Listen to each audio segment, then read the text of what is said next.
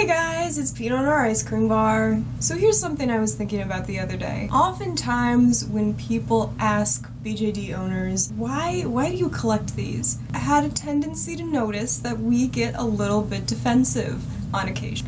We try to explain why they're cool, and it's really difficult sometimes because the person you're explaining it to may or may not actually care that much and sometimes just wants to call you out on having an expensive hobby, which is obnoxious. Don't do that. If you've ever done that, don't do that to someone.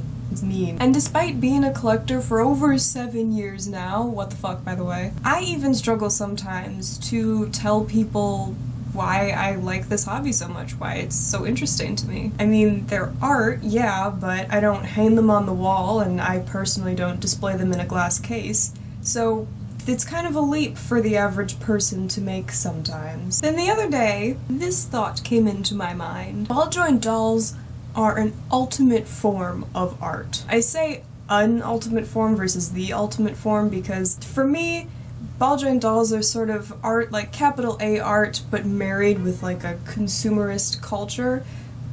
UPS is beeping out there. Oh my god, they're trying to turn around, they don't fit. While still being art. Whereas there are other art forms married with other concepts or ideas, as well as possibly art just for art's sake by itself, all of which would have their own ultimate forms feasibly. I don't know, I haven't really thought about it that much. Like I said, I just thought about this the other day.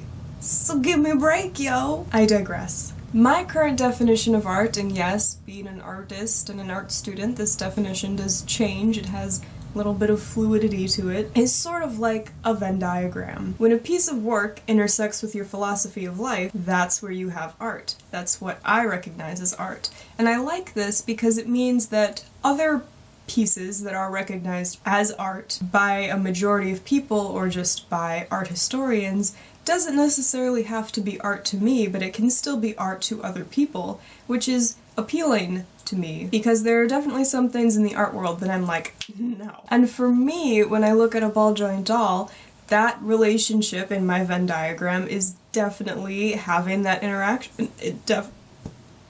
What? They definitely read as art to me, even like the blank, like naked, basic doll tells a story. It has something about it that to me says that it is art. I find them beautiful, I find them communicative, I find them to create meaning beyond the basic form that, you know, interacts with my established ideas about life in general, and for me that's what good art does. To put it simply, it tells me a story. Many stories, in fact. You could have endless conversations about BJDs and the community of collectors it's formed. Like, seriously. Like a tiny community of art collectors. We gossip, we buy, we sell, we trade, we get excited about new releases, we have favorite artists, and we give meaning to these pieces simply by owning them and collecting them. All of that is the traditional art part of this story. But there's more, because with BJDs you can do this one really awesome thing that you can't really do with most types of art,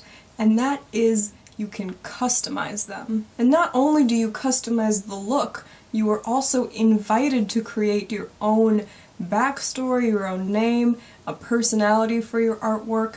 You can pretty much do anything once it's in your hands, and not only can you, you're supposed to. Why is that awesome? Well, think about it. Not only do you get a beautiful work of art already made, but you get to participate in making it. It is a collaborative effort to finish the piece. And what's even more awesome is that unless you damage the resin, your addition to the work doesn't really take away much value from it, and sometimes it even adds to the value of it. And you can increase this collaboration further by buying a secondhand doll, or by getting, you know, a face-up from someone else, or buying wigs and clothes and shoes, eyes, etc. from other people. It turns into this awesome worldwide collaboration with people you both know and may not know and may never know, but yet you're all at the same time contributing to this one piece. If that idea doesn't make you excited, like, I don't even know what to tell you. That's freaking awesome! What other time in the art world has something like this really happened, where you can collaborate with people that you've never met on the exact same piece that's also something you yourself own? I mean, it totally blurs the line between artist and owner and opens up like a whole new conversation about that and about who is an artist and what an artist does, and it's just crazy awesome. BJDs might not sell for hundreds of thousands of dollars like some modern art pieces, but they do accomplish something that most art doesn't. No directions, no rules, it's just artists collaborating on a worldwide scale, buying and selling, collecting and building, forming this crazy impossible network and sharing ideas and just making work. Like, we did it, guys. High five. We are freaking awesome. Hey, I hope you liked this video. I mentioned this in my last video, but if I haven't been around too much lately, I haven't been able to watch a lot of videos or do a lot of stuff.